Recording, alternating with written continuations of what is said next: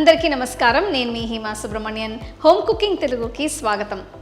మామూలుగా మనం తినే టిఫిన్స్, స్నాక్స్లోకి చట్నీస్ తప్పకుండా ఉండాల్సిందే. అందుకనే ఇవాళ నేను మీకు 2 రకాల చట్నీ రెసిపీస్ చూపించబోతున్నాను. సింపుల్ చట్నీస్ చూపించమని చాలామంది రిక్వెస్ట్ చేశారు. ఒకటేమో ఒక కొబ్బరి చట్నీ, ఇంకోటి కొత్తిమీర పుదీనా చట్నీ. సో రండి రెసిపీస్ ఎలా చేయాలో చూద్దాం. ముందుగా కొబ్బరి చట్నీ చేయడానికి ఒక మిక్సర్ జార్లో 1 కప్ తురిమిన పచ్చి కొబ్బరిని వేస్తున్నాను. ఇందులో 1/2 కప్ వేయించిన శనగపప్పుని వేస్తున్నాను. నెక్స్ట్ ఇందులో 1/2 టీ స్పూన్ ఉప్పు, 2 పచ్చిమిరపకాయలు వేసి కొన్ని నీళ్లు పోసి రుబ్బుకోవాలి. దీనిలో ఎక్కువగా నీళ్లు పోస్తే జారుగా అవుతుంది కాబట్టి మీరు జాగ్రత్తగా చూసుకుని కొద్దిగా నీళ్లు యాడ్ చేసుకోవాలి. చూస్తున్నారు కదా చట్నీ ఎంత చక్కగా తయారైందో. ఈ చట్నీని బౌల్లోకి ట్రాన్స్ఫర్ చేసి పెడుతున్నాను.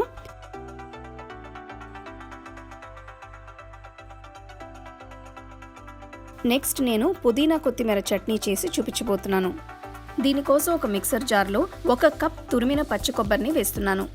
ఆ తర్వాత కొన్ని పుదీనా ఆకులు, కొంచెం కొత్తిమీర, 2 పచ్చిమిరపకాయలు, 1 అల్లం ముక్క, కొన్ని కరివేపాకులు, కొన్ని చింతపండు ముక్కలు, 1/2 టీ స్పూన్ ఉప్పు వేసి కొన్ని నీళ్లు మాత్రమే పోసి మెత్తగా అయ్యేట్టు రుబ్బుకోవాలి.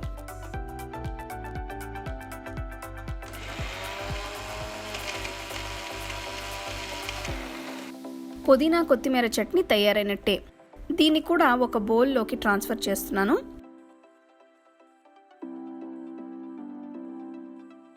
ఈ 2 చట్నీలోకి తాలింపు కోసం ఒక తాలింపు గిన్నెలో 1 టేబుల్ స్పూన్ నూనె వేస్తున్నాను. ఈ తాలింపు 2 చట్నీలకి సరిపోతుంది.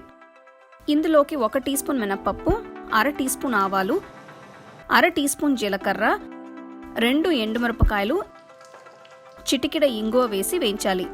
ఆవాలు చిటపటలాడిన తర్వాత పొయ్యి కట్టేసి వెంటనే కరివేపాకులు వేసుకోవాలి. కరివేపాకులు కాస్త వేగిన తర్వాత 2 చట్నీల పైన తాలింపు వేసుకోవాలి. అంతే, చాలా టేస్టీగా ఉండే 2 వెరైటీ చట్నీలు తయారైనట్టే. దీన్ని మీరు మంచి టిఫిన్స్లోకి ఎంజాయ్ చేయొచ్చు.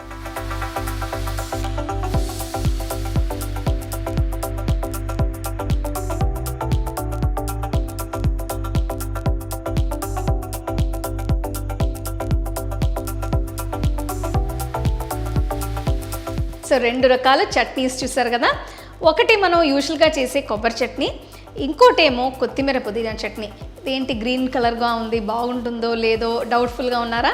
అసలు ఆ మ్యాజిక్ మొత్తం ఆ టేస్ట్లో ఉందండి. చాలా రుచిగా ఉంటుంది. మీరు మామూలుగా బజ్జీలు, బోండాలు, వడలు వీటన్నిటి కూడా పెట్టుకొని తినచ్చు. లేదా ఇడ్లీ, దోశ, పొంగల్ వీటన్నిటి కూడా పెట్టుకొని తినచ్చు. సో ఈ చట్నీస్ అన్నిటికీ చాలా బాగుంటాయి.